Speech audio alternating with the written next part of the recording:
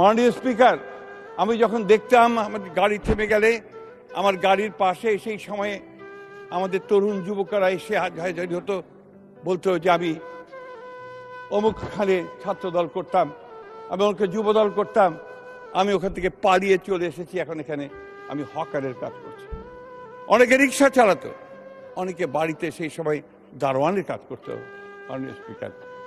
মাননীয় স্পিকার, আমরা দেখেছি এই মামলাগুলো যখন হতো এবং পুলিশরা যখন রেইড করত, আমাদের সেই গ্রামগুলোতে গ্রামের মানুষ ও মহিলারা ছুটে বেরিয়ে ধান খেতে চলে যেত।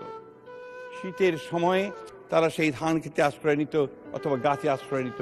এইরকম চরম অত্যাচার নির্যাতন আমরা দেখেছি। মাননীয় স্পিকার, আমরা দেখেছি যে আমাদের নেতা কর্মীদেরকে কারাগারে নিয়ে গিয়ে, ডিবিতে নিয়ে গিয়ে নির্মম অত্যাচার নির্যাতন করা হয়েছে। আমরা দেখেছি যে যারা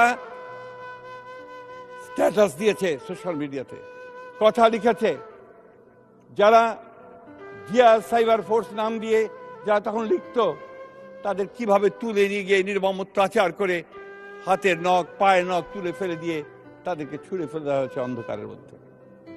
আমরা দেখেছি কিভাবে এই আয়না ঘরের মধ্যে আমাদের সহকর্মী, ওনাদের ছেলে, ওনাদের ভাই, তাদেরকে নিয়ে গিয়ে গুম করে আটক করে রাখা হয়েছে। বহুদিন ধরে আমরা তাদের খবর পাইনি।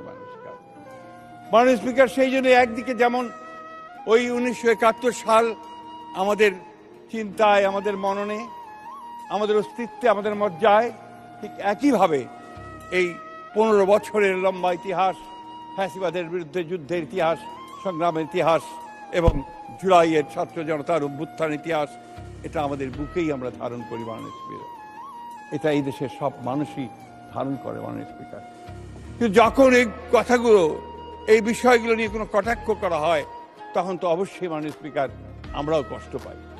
তখন আমাদের এই লাখো মানুষ যারা সংগ্রাম করেছে, লড়াই করেছে, তারাও কিন্তু মাননীয় স্পিকার একইভাবে কষ্ট পায়।